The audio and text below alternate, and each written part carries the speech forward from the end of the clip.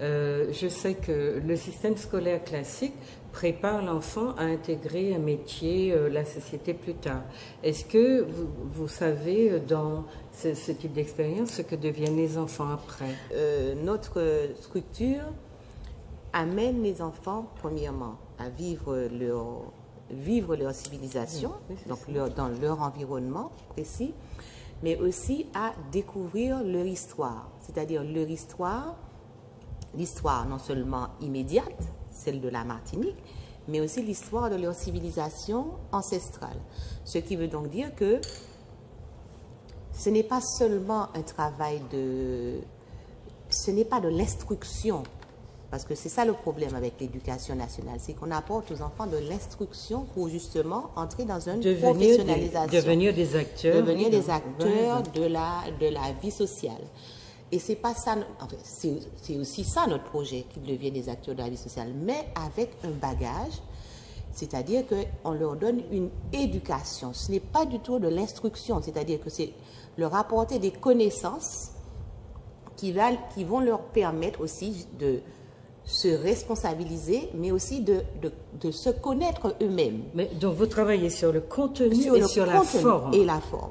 Donc le contenu, c'est un contenu donc civilisationnel, mais aussi un contenu du monde, de la civilisation universelle, c'est-à-dire que... C'est-à-dire eux dans le monde. Eux dans le monde. Mais alors dites-nous un peu, c'est quoi la dimension civilisationnelle? Alors la dimension civilisationnelle, donc elle prend déjà son support sur, j'ai dit, la civilisation des mondes, c'est-à-dire que ici en Martinique, nous avons une civilisation de référence. C'est celle que nos ancêtres ont créée à partir de 1848, peut-être un petit peu même avant 1848, quand ils sont partis dans les mondes, c'est-à-dire où ils ont créé un espace de vie. Ils ont quitté les plantations. Et ils sont partis librement avec leurs moyens. Et c'est quoi leurs moyens? Leurs moyens, c'est leur civilisation africaine, c'est-à-dire ils avaient en eux les connaissances, les bases des connaissances de leur civilisation ancestrale africaine. Et en Martinique, ils ont donc créé une civilisation martiniquaise et ils ont transmis cette civilisation à leurs enfants, donc de génération en génération. Et cette civilisation, justement, a permis à la Martinique de se développer de 1848 jusqu'à aujourd'hui, mais elle a été interrompue par justement le phénomène de l'assimilation, parce qu'effectivement, on a dû abandonner cette civilisation pour rentrer dans l'école, dans l'assimilation française, par le biais justement de l'école française. Et cette école qui diffuse de l'instruction et pas de l'éducation. C'est-à-dire que l'enfant n'est pas pris dans son environnement, l'enfant n'est pas pris non plus dans son ancestralité, dans son histoire, dans son patrimoine, c'est-à-dire qu'on lui apprend à rejeter tout ce qu'il faisait avant. On lui a, enfin, à l'époque, tout le monde sait bien qu'à l'époque, on disait aux enfants, on leur interdisait de parler créole, on leur disait que c'est pas fini, mais enfin, même s'il y a quand même des velléités de remettre le créole dans l'école. Bon, par exemple, on leur disait quand ils étaient, il faut surtout pas être agriculteur parce que agriculture, c'est bagaille la misère, c'est bagaille pas arriver à rien, etc. Aujourd'hui, on voit qu'il y a un regain, si on peut dire, de cette approche de l'agriculture, parce que tout compte fait, l'agriculture, c'est la terre, c'est la mère nourricière, c'est celle qui nous permet justement déjà de vivre matériellement. Ce qui veut donc dire que si on est éloigné de son environnement, on ne peut pas non plus contribuer au développement de cet environnement, contribuer au développement de cette terre martiniquaise qui est la terre qui devrait nous nourrir. Et c'est pour ça que les enfants aujourd'hui, ils veulent manger des pommes et des raisins. Ils ne veulent pas manger les fruits de la Martinique parce qu'ils ne les connaissent pas non plus. Parce que le goût se forme aussi. Et le goût aussi, exactement. Le goût, on leur donne d'autres goûts. Et effectivement, nous voulons que l'enfant soit aujourd'hui dans son environnement, dans sa civilisation. Et je dis donc non seulement sa civilisation immédiate, c'est-à-dire son espace martiniquais, mais aussi l'Afrique, qui est justement le berceau de sa civilisation, la mère de sa civilisation, l'origine, et qui fait justement, et s'il fait aujourd'hui des choses, par exemple, dans le jardin, on connaît le coup de main, par exemple, le coup de main, c'est une tradition ancestrale africaine. Ce qui veut donc dire que l'enfant apprend justement à vivre avec les autres, à s'entraider, à partager, et ce qui veut donc dire que l'enfant n'est pas dans un individualisme permanent dont le seul souci est de devenir un cadre, de devenir ceci ou cela. Donc l'enfant se réalise pleinement. Alors je voulais dire, chers téléspectateurs, le projet de l'école Timoun, c'est l'avenir de la Martinique. C'est ce que Madame Valentin a écrit dans son document. L'avenir de la Martinique et l'existence de notre peuple reposent sur la formation d'une jeunesse consciente, instruite dans la connaissance et dans le sens profond de sa mission en tant que personne humaine. Donc on n'est pas encore là dans la formation de cadres pour servir on ne sait quelle économie capitaliste. L'école Timoun a comme objectif de former nos enfants à la responsabilité, à la créativité, à la compréhension des enjeux spirituels, politiques, sociaux, économiques et culturels de la Martinique et du monde, afin qu'ils deviennent des citoyens martiniquais dignes, responsables et soucieux de maintenir l'ordre de l'univers. Justice, vérité, amour, ce qui signifierait qu'il y a une société qui soit vraiment martiniquaise, qui appartienne aux Martiniquais et qui se développe avec un projet martiniquais. L'école Timoun a comme support pédagogique la terre-mère, en l'occurrence le jardin martiniquais que vous avez appelé jardin noir, donc source d'équilibre, etc. Donc l'école, on parlait donc de cette référence à l'Afrique. Vous avez aussi mis en avant votre panafricanisme. Une forme une vision de vous et que vous voulez inculquer aux enfants. On ne peut pas l'inculquer, ils l'ont déjà. Ils le oui, sont enfin, déjà. je veux dire pour ceux qui ne savent pas. Pour ceux qui savent d'eux, ils le sont. Mais c'est qu'on a mis une couche d'européanité, une couche dessus, bien épaisse, qui les empêche de se révéler, de montrer, d'exprimer ce qu'ils sont au fond. Donc c'est cette couche-là qu'on retire petit à petit, on carcherise, et puis le mot est lâché. D'accord. Et puis après, ils s'épanouissent. Ils s'épanouissent. Bon, on va dire que ce sont des mots, c'est pas concret tout ce que je dis là. En fait, on ne voit pas réellement comment je fais la chose. Moi, je suis dans l'audiovisuel, je suis tout le temps, partout, en train de filmer des conférences, des ceci, des cela. Mes enfants sont partout avec moi. D'accord. Je pense, lorsque je les vois s'amuser à côté ou je sais pas, je pense qu'ils n'écoutent pas, mais c'est pas vrai. Ils sont là, en train de s'amuser avec leurs camarades et tout. Mais il y a une oreille qui traîne. L'oreille est là, et puis après, lorsqu'on est dans la voiture, parce que le meilleur moment où j'arrive à comprendre, à communiquer avec les enfants, c'est lorsqu'on est tous purgés dans la voiture, enfermés. Donc, et c'est là qu'ils posent des questions. Ah, mais maman, ceci. Ah, mais maman, cela. Et puis je dis, mais j'ai pas appris à Google, on va voir, parce que moi, j'ai pas les réponses à tout. Et puis on rentre à la maison, et puis ce qu'on n'a pas compris, ce qu'on veut savoir plus, eh bien, on échange ensemble. Et en fait, moi, mon outil, c'est, il y a d'autres parents, c'est chaque parent a ses compétences. Et c'est à travers ses compétences qu'il enseigne à son enfant. On a compris, vous l'avez dit tout à l'heure, mais quand vous avez donc sorti vos enfants de l'école, de l'école classique, et comment est-ce qu'ils se comportent? Vous avez l'impression donc qu'ils apprennent, qu'ils adhèrent, qu'ils sont heureux, qu'ils s'épanouissent? Ah oui, ils veulent plus retourner dans le public, ça c'est fini, ils n'en veulent plus.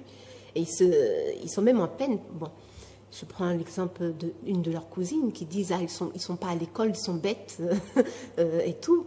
Mais lorsqu'elle vient avec nous, elle passe un moment avec nous à l'école, même à l'école Timoun, parce que mes enfants vont à l'école Timoun, elle est heureuse, elle est bien, et puis elle voit bien que c'est pas parce qu'on ne va pas à l'école qu'on est bête, non. Mais au contraire, elle apprend et elle est contente. Et, mais ils vont à l'école, en fait, puisque vous dites que vous avez une école alternative. Voilà.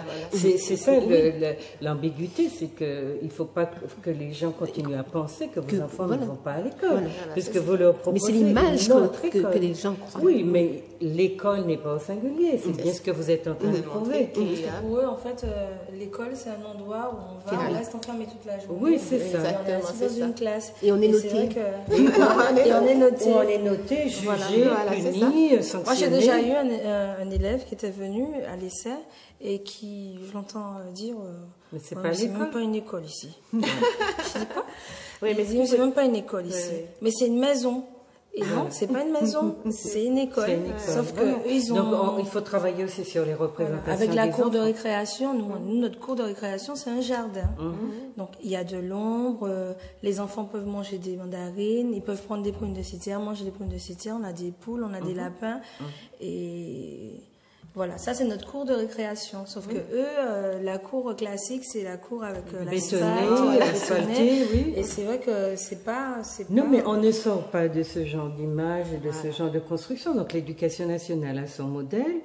Qui n'est pas forcément adapté aux pays tropicaux que nous sommes, entre guillemets. Donc, la question, c'est le modèle qui se vit, qui est viable en France ou en Europe, climatiquement aussi parlant.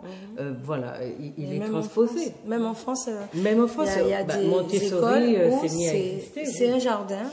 Et où les parents qui font l'école à la maison apprennent l'agriculture, apprennent... Oui, c'est ça, c'est un autre modèle. On sort du modèle classique. Mais nous, bon, avant que vous ne mettiez en place ces modèles-là, on a fonctionné pendant 2 siècles sur un seul modèle, le modèle classique, qui a peut-être fait réussir quelques-uns de nos... Enfin, réussir avec beaucoup de guillemets,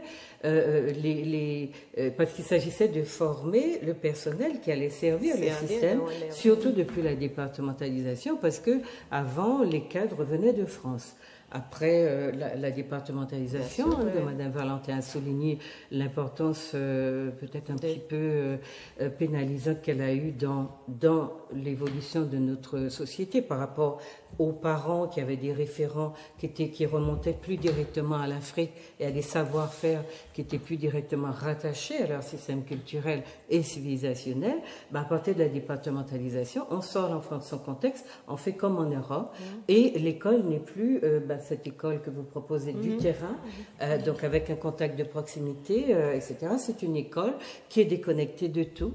D'ailleurs, les grands spécialistes de l'école soulignent cet aspect, le fait que l'école telle qu'elle est conçue en Europe et en France notamment, est une école qui n'a rien à voir avec la manière qu'on a d'envisager l'éducation d'un enfant. Par exemple, en Afrique, dans les pays africains, eh bien, non seulement l'enfant n'était pas sorti de son contexte, mais c'est dans sa famille, justement, ce sont des modèles qui reviennent, c'est dans la famille que l'enfant était donc déplacé avec les parents qui travaillaient, et les parents avaient conscience que pendant que l'enfant les suivait au champ ou ailleurs, qu'ils avaient la charge de les former. Absolument. Et donc, on parle d'ailleurs de formation informelle, c'est-à-dire qu'on dit pas à l'enfant, on montre en Afrique, on fait et on dit à l'enfant de déduire que les choses se font comme ça. Alors, bon, on peut ajouter de l'explication pour aider, et c'est ce qu'on fait aujourd'hui de plus en plus, mais ça a toujours été une forme de participation qu'on disait entre guillemets passive, et l'enfant en regardant apprenait. Et d'ailleurs, chez nous, vous avez beaucoup de personnes d'un certain âge qui vous disent, moi, mes parents ne m'ont rien expliqué, j'ai vu faire, j'ai vu faire et j'ai fait. Et ça, c'est un modèle qui est effectivement un modèle éducatif africain. Bon, maintenant, c'est important, mais ça ne veut pas dire qu'on l'a fait qu'en Afrique, mais en tout cas, comme notre population vient essentiellement, notre peuple vient essentiellement d'Afrique, donc on a à dire, à signaler d'où vient cette manière d'envisager l'éducation. Mais ces enfants-là, ils peuvent se présenter à tous les examens du système classique. Et ils réussissent à ces examens haut la main. C'est-à-dire que la formation qu'ils reçoivent les met dans une espèce de rayonnement intellectuel tel qu'ils sont un équilibre interne, et ils peuvent se présenter au bac il se présente au BNC, c'est ça, brevet des collèges. Il se présente à tous les examens sans aucune difficulté. Donc, ce ne sont pas des écoles qui vont handicaper les performances des enfants, ni les mettre hors circuit du système, quoi. Ce qui veut donc dire que les parents n'ont pas à s'inquiéter de quoi que ces enfants-là, ce sont des enfants qui seront perdus pour la société. Perdus pour la société, ou perdus pour le système. Mais c'est pour ça que j'insiste, voilà, chers téléspectateurs, que vous compreniez que on l'a dit, on l'a répété, on l'a critiqué, hyper critiqué, et l'éducation nationale nous a dit qu'on pouvait enseigner l'histoire du pays, on pouvait, etc. Et vous avez vu que, comme c'est laissé à la volonté des parents, beaucoup de parents, ou d'enseignants, beaucoup d'enseignants ne se sont pas forcément donné la peine d'aller à côté inventer un autre système. Mais il y a une possibilité de profiter de ce qui existe tout en laissant votre enfant dans le système. Parce que c'est vrai qu'on a le souci de ce qu'ils deviendront plus tard. Mais il n'empêche que des enfants qui ont acquis une connaissance de leur civilisation, de ce qui les constitue, qui fait d'eux des personnes différentes des autres, sont des enfants qui sont positivement préparés à défendre leur civilisation, leur pays, à avoir envie de s'investir. Pourquoi tous nos enfants partent? C'est aussi parce qu'ils ne voient pas d'intérêt à rester ici. Qui les a intéressés à un projet de société dans notre pays? Non. Ben, l'école alternative les enracine peut-être. Et ça, c'est important. Et en fait, des enfants qui n'auront pas honte de leur histoire, qui vont la connaître et qui vont savoir se rattacher. Vous avez des enfants aujourd'hui qui vous disent qu'ils sont européens. Mais qui côté ça? Comment ça? Est-ce qu'on va continuer à faire nos enfants répéter des bêtises pareilles? C'est vrai que sur le plan du fait qu'on est rattaché à la France, ça fait de nous des Européens forcés, mais on n'est pas obligé de mêler l'identité avec l'administratif. On n'est pas obligé de se confusionner de telle sorte qu'on ne sache plus du tout quel sens donner à nos vies sur ce petit temps qui nous est donné de vivre sur Terre quand même. Donc on peut faire la part des choses. Il y a ce qui est administratif, ce qui relève du fait que nous appartenons à une grande puissance qui a décidé de nous socialiser comme elle le fait, mais nous avons aussi, nous, des têtes pour penser, la connaissance de notre appartenance à d'autres civilisations, même si on ne nous a jamais permis de l'apprendre officiellement, mais bon, il y a des voies qui se libèrent aujourd'hui pour qu'on accède à nos racines, à nos origines, comme il y a beaucoup de gens qui vont chercher par leur ADN leurs origines africaines. Et nous sommes très nombreux à la Martinique, contrairement à ce que vous croyez, à savoir désormais de quelles origines africaines nous descendons, si nous avons la volonté de le savoir, au lieu d'aller se référer à une amérindianité, à une créolité de je ne sais quoi, qui ne tient à aucun enracinement. Voilà. Donc, l'école alternative participe de cette volonté qu'on a de se réapproprier de son histoire, se réapproprier son histoire et de faire quelque chose de soi qui ne nous coupe pas du monde, mais au contraire, qui nous place dans le monde, non plus comme des valets, mais comme des sujets. Et ça, c'est important, qu'on devienne des sujets. Au début, vous avez demandé pour les diplômes comment ça se passe, s'ils vont aller dans le... Enfin, la validation, je ne sais pas s'il faut pas être diplôme. Alors, ce qu'il y a, c'est que, par exemple, mon grand de 3e, je l'inscris au brevet des collèges. Donc, il y a un programme, je le suis. Il voit, par exemple, la Seconde Guerre mondiale, il faut qu'il voit la Seconde Guerre mondiale pour qu'il puisse passer l'examen en fin d'année. La Seconde Guerre mondiale, comment je le fais voir? On a fait une analyse de film sur La vie est belle. On regarde des documentaires. Donc, il y avait un documentaire sur les tirailleurs sénégalais. Donc, on regarde ce documentaire et c'est à partir de ces supports-là qu'on voit la Seconde Guerre mondiale, mais pas sous un angle qu'on nous présente dans les manuels scolaires. Non, on regarde de l'autre côté du miroir. Donc, en fait, de notre côté, de notre propre histoire, la colonie. Donc, en fait, ce n'est pas la France, la nation française, mais c'est nous. Et puis, comment découvrir l'histoire. Voilà. Vous vous remettez au centre parce que jusqu'à maintenant, on vous avait placé à la périphérie. Donc, comme le temps est court, moi, ce que j'ai envie, en vous écoutant, donc je pense que l'idée d'une école alternative participe aussi d'une volonté des nôtres, en tout cas des personnes qui sont aussi des parents, de pallier un certain nombre de déficits ou d'une volonté d'annihiler peut-être une identité ancrée localement.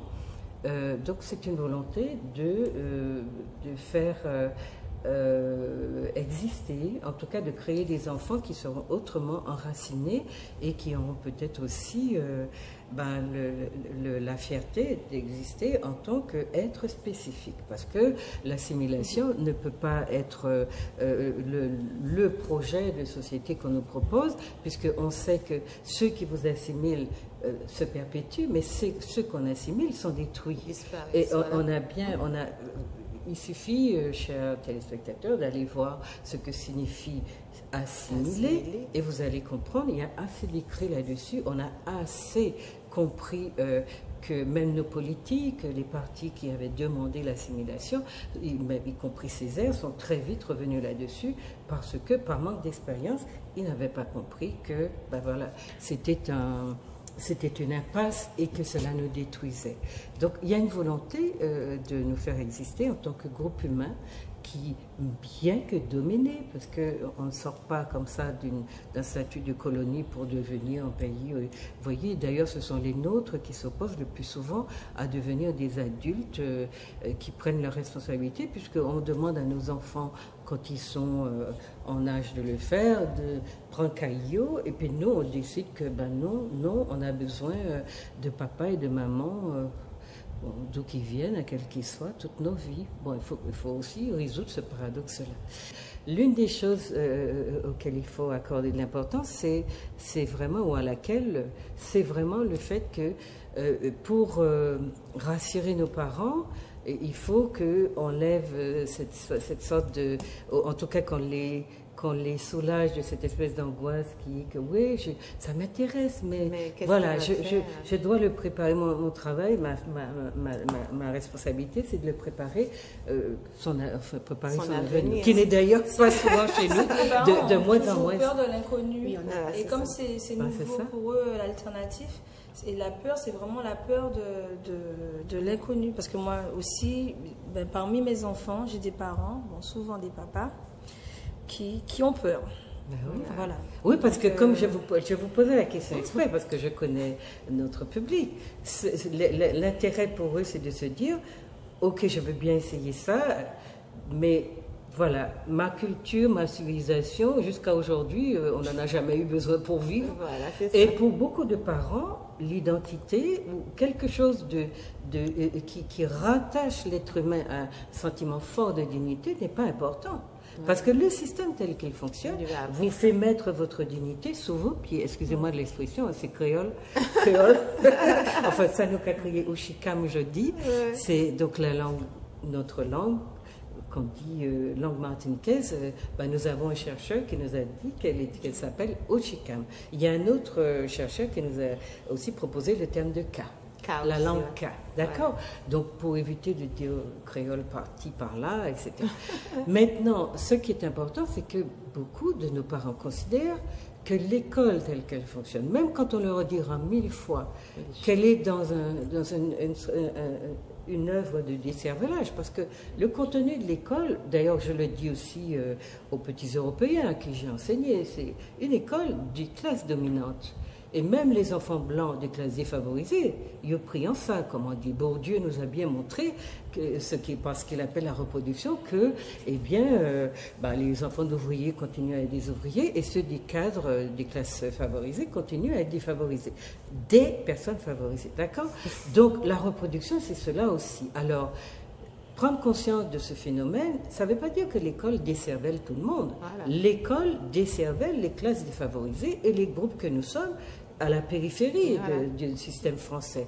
Donc il faut bien être conscient que quand on vous propose de vous réinvestir, réapproprier de votre culture, de votre civilisation, on donne un plus à l'enfant pour qu'il ait une chance de comprendre qui il va. Pour qu'il ne soit pas les enfants qu'on voit aujourd'hui qui se cachent. Je vois dans les classes où je suis, il y a un enfant blanc qui mène tout le groupe, parce qu'il est le seul à savoir qui il est. Et c'est très curieux, c'est en plus, dans l'une des classes, c'est cette personne qui est arrivée très tardivement. Mais j'ai posé hier la question, qu'est-ce que c'est que le code noir? La seule personne qui m'a donné une réponse, c'était l'élève blanc. Alors j'ai demandé aux élèves, à tous les autres, zot en pays zot, c'est histoire zot, c'est ancêtres zot. Et c'est d'autres mondes qui répondent à ça. Qu'est-ce que ça signifie? Bon, donc c'est très important que nous soyons conscients qu'il y a maintenant des structures qui vont permettre peut-être à nos enfants de s'approprier, de connaître leur histoire, parce qu'ils n'ont pas décidé qu'ils ne veulent pas la connaître. Exact. Comme l'école est utilitariste, c'est-à-dire on vous prépare à exercer des métiers qui sont souvent d'ailleurs, maintenant vous allez à trifouiller les oies au Canada, au Japon, vous êtes très content de dire c'est un Martiniquais qui est implanté partout, vous êtes implanté partout, les Martiniquais qui ont investi dans votre éducation ne bénéficient absolument pas des retombées économiques de ces investissements, ce sont les autres qui vous cueillent tout frais, tout beau, tout mûr, tout prêt à être consommé ou à les aider au développement de leur système. Donc, il y a quand même une réflexion à mener. Vous pouvez être ne pas d'accord, mais je pense que nos trois invités vous ont éclairé sur beaucoup de choses et surtout, elles ont l'air très équilibrées, leurs enfants sont heureux, donc venez voir, essayez, et même si vous n'avez pas envie de sortir votre enfant du système scolaire classique, voyez la ETI, IP, IOP, apprendre l'histoire, parce qu'aucun peuple, aucun individu ne devient soi, ne se développe dans la dignité en étant privé de son histoire. Vous avez beau leur dire qu'ils sont gaulois, la vie se charge de leur dire que non seulement qu'ils ne le sont pas, mais qu'ils ont fait ça. Est-ce qu'on a perdu le sens du ridicule? Voilà, chers téléspectateurs, je vous laisse dire au revoir à votre public qui est derrière son écran, mais qui est là, on espère. Donnez des téléphones, dites un peu ce que vous voulez pour terminer. D'accord, je commence. Donc, l'école Timoun serait tout à fait très contente d'accueillir de nouveaux enfants et de nouveaux parents, parce qu'effectivement, c'est l'école avec les parents. C'est pas l'école où on dépose à la garderie. C'est ça. Donc, l'école avec les parents. Et donc, c'est une école qui vraiment procure un équilibre aux enfants et une image d'eux-mêmes en accord avec leur histoire, en accord avec eux-mêmes. Donc, je vous donne quand même mes coordonnées. Alors, je réponds au 06 96 39 77 20. Voilà, ça c'est pour l'école Timoun. L'école Timoun, voilà. Donc, l'école 39 77 20. Donc c'est une école qui encadre les enfants le samedi, généralement le samedi matin de 8h30 à 12h30. Ce qui veut donc dire que les enfants ont la possibilité de faire beaucoup de choses et surtout d'apprendre qui ils sont. Et les parents qui ne savent et les pas parents qui sont invités aussi. Absolument, ils seront aussi à l'école. Avec les enfants, bien sûr. Et ça n'est pas du tout humiliant que de venir apprendre. Et c'est gratuit en plus. Oui, alors, et puis après, il y a des sujets de conversation communs. Au lieu de se raconter le film d'hier, on se dit l'expérience commune qu'on a vécue, c'est très important.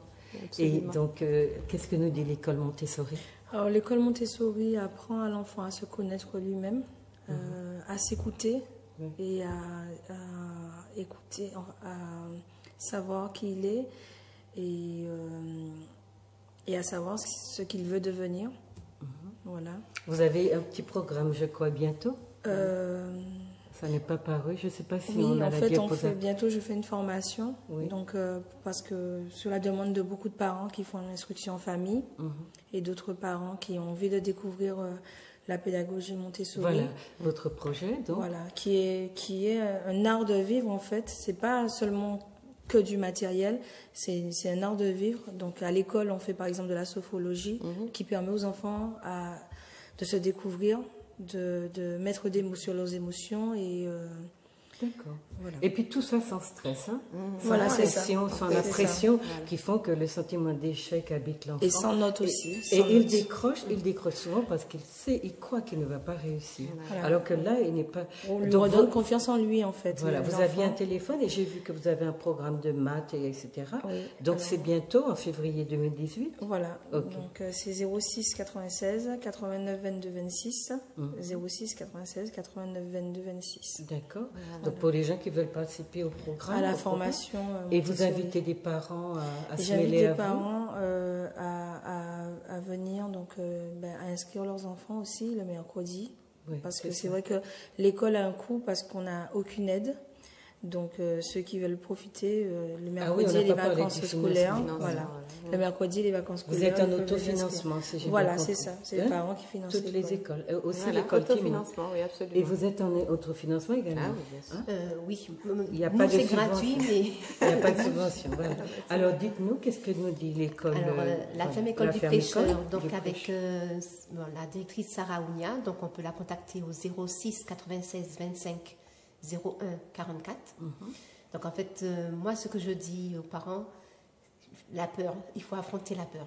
Parce que moi j'ai eu peur de me retrouver sans cesse avec mes enfants, tous les jours. Non, c'est ce qui m'a fait prendre du temps avant vraiment de les sortir du public. Donc, et je ne regrette pas de les avoir fait sortir du public parce qu'en fait, ils étaient en souffrance. Et je m'en veux un peu de ne pas les avoir fait sortir plus tôt parce que j'aurais pu faire beaucoup plus avec eux bien plus tôt. Mais maintenant, comme ils apprennent vite, mais c'est la peur. Il ne faut pas avoir peur et j'aime. Ils aiment et j'aime. Voilà. Donc, et puis vous êtes rassurés sur leur avenir, puisque je crois que l'une des angoisses principales des parents, c'est celle-là. Qu'est-ce que mon enfant va devenir? Voilà, c'est ça. Vous voyez, chers parents, ils ne seront pas sous les abribus. Ils seront équilibrés, ils vont aimer leur environnement et leur pays, et peut-être qu'ils auront envie d'y travailler au lieu de le laisser aux autres.